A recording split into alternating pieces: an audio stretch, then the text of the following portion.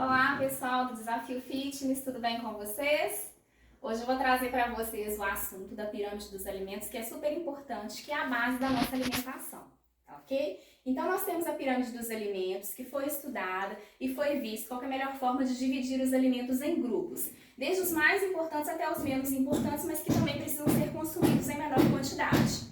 Essa pirâmide ela foi estabelecida baseada em uma dieta de 2.000 calorias, que seria desde uma pessoa sedentária até uma pessoa que pratica uma atividade física mais leve, tá ok? Então vamos lá. A pirâmide dos alimentos ela é dividida em 6 grupos.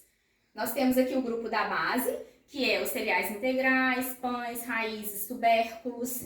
Nós temos o grupo 2, que seria o grupo ou nível, né? Nível 1, né? Nível 2, que seriam as hortaliças, frutas, verduras, legumes, tá? O grupo 3, que seriam os alimentos fontes de proteína, desde as proteínas animais, que seriam a base das carnes, até as proteínas de leite também e ovos, até as proteínas de origem vegetal, que seriam as leguminosas, que é aquele grupo 4 lá da nossa tabela da lista de substituições, né? Que seriam os feijões, ervilha, lentilha, grão de bico, soja, tá? Então são as proteínas de origem vegetal.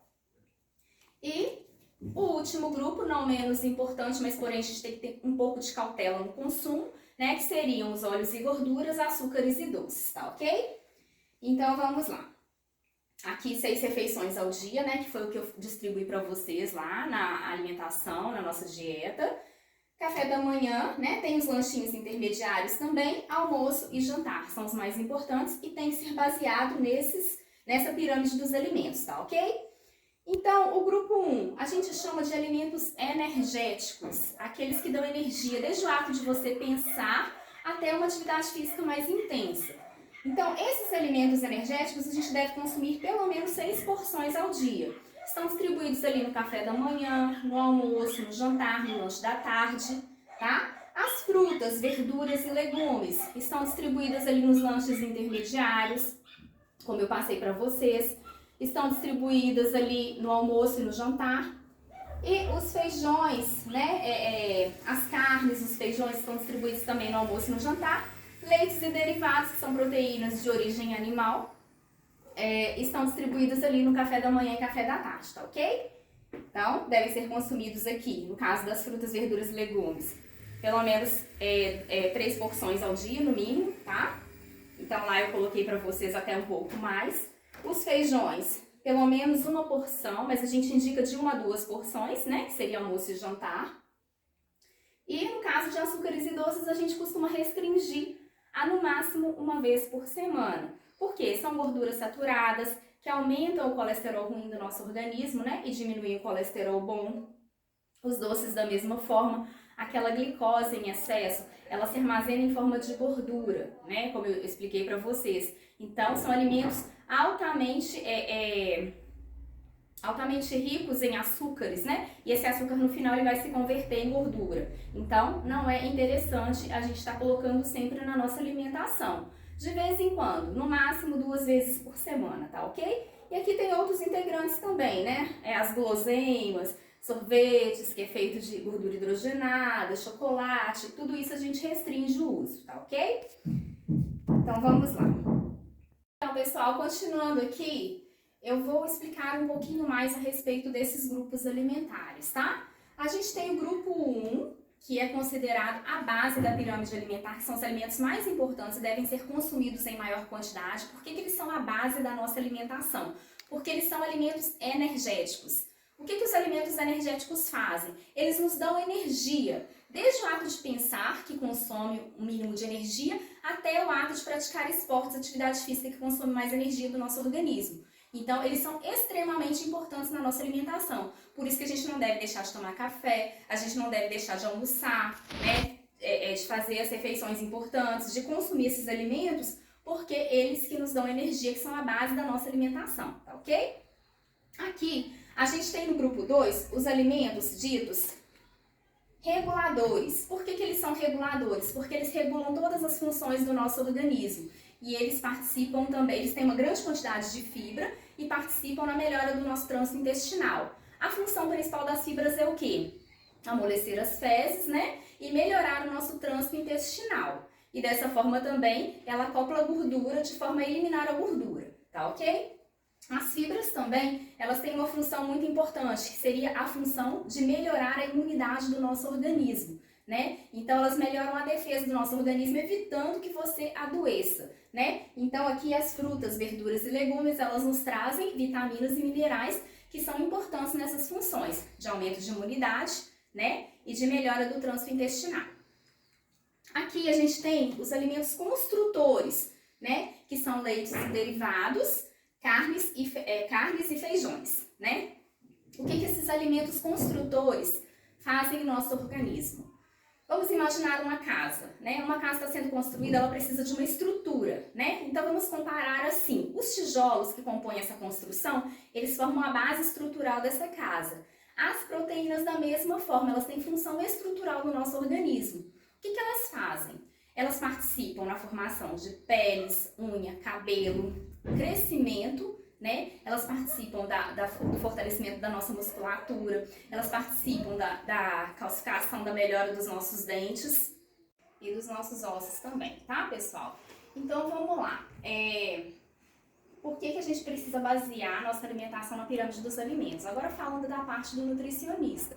Como que é feito isso? A gente precisa dessa base para elaborar a dieta, tá? E a gente precisa também, eu preciso esclarecer para vocês o seguinte: quando eu coloco para vocês um plano alimentar, não é um plano de gaveta, não é um plano de qualquer forma, é um plano calculado, um plano baseado em todos esses conceitos, né? E um plano calculado de acordo com as recomendações do Ministério da Saúde. Como que tem que ser um plano alimentar? Um plano alimentar, ele tem que ter carboidrato, lipídio, proteína, que são os macronutrientes. Os carboidratos, eles devem compor, gente, meu filho chegou ali, eles devem compor uma média de 50% a 60% da nossa alimentação.